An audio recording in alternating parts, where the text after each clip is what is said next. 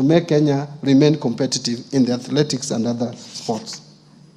402 million for Sports Kenya, 245 million for the Kenya Academy of Sports, 8.2 billion for the Tourism Fund, and 4.8 billion for Tourism Promotion Fund.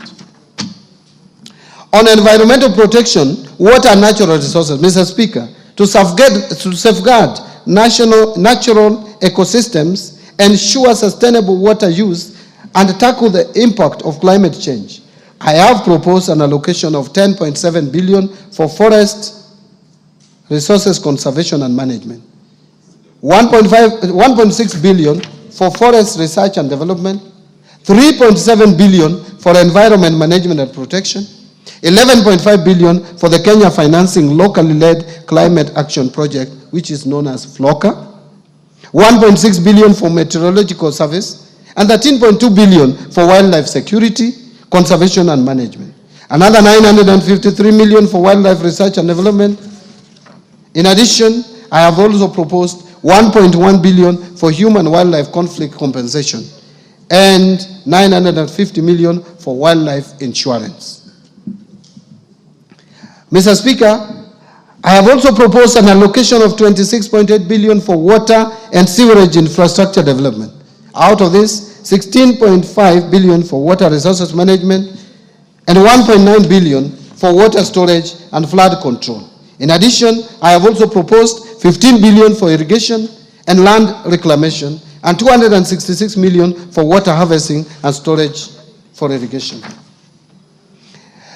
In order to improve governance and sustaining the fight against corruption, Mr. Speaker, to enhance good governance, intensify the fight against corruption, and entrench integrity and accountability in public service delivery, I have proposed Kenya shillings 4.5 billion for the Ethics and Anti-Corruption Commission, 4.5 billion for the Office of the Director of Public Prosecutions, 5.3 billion to the State Law Office, and 8.7 billion for the Office of the Auditor General.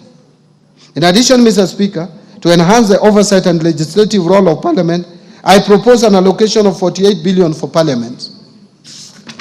To enable administration of justice, I also propose an allocation of 27.8 billion for the judiciary.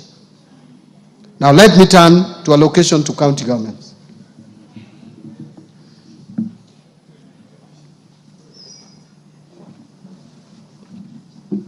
Mr. Speaker, to support devolution, county governments will receive 405.1 billion in the financial year 2025-2026 as an equitable share of revenue raised nationally, an increase of 17.6 billion from Kenya shillings 387.4 billion in financial year 24-25.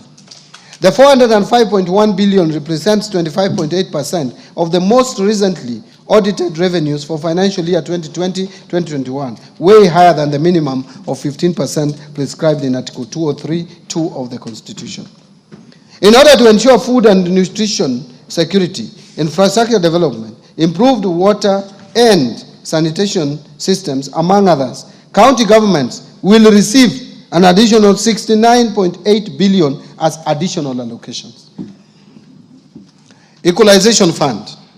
Mr. Speaker, to support implementation projects in the marginalized areas, 7.85 billion has been proposed as an allocation to the Equalization Fund in the financial year 2025-2026, and an additional 2.74 billion to settle outstanding arrears owed to the fund. Mr. Speaker, now allow me to speak to measures to enhance county government's own source revenue. Mr. Speaker, the own source revenue policy recommended the development of a national framework legislation to regulate the introduction of taxes, fees, and charges by county governments. Consequently, the National Treasury and other stakeholders developed the County Government Revenue Raising Process Bill, which is currently before Parliament for consideration. Again, I urge the Honourable House to consider the bill and prioritize its enactment. Mr. Speaker, now let me turn to taxation measures. Mr. Speaker, I will now turn to tax policy measures supporting the financial year 2025-2026. These measures include proposals contained in the Finance Bill 2025, as well as the customs duty measures agreed upon by the East African Community Ministers for Finance during the East African Community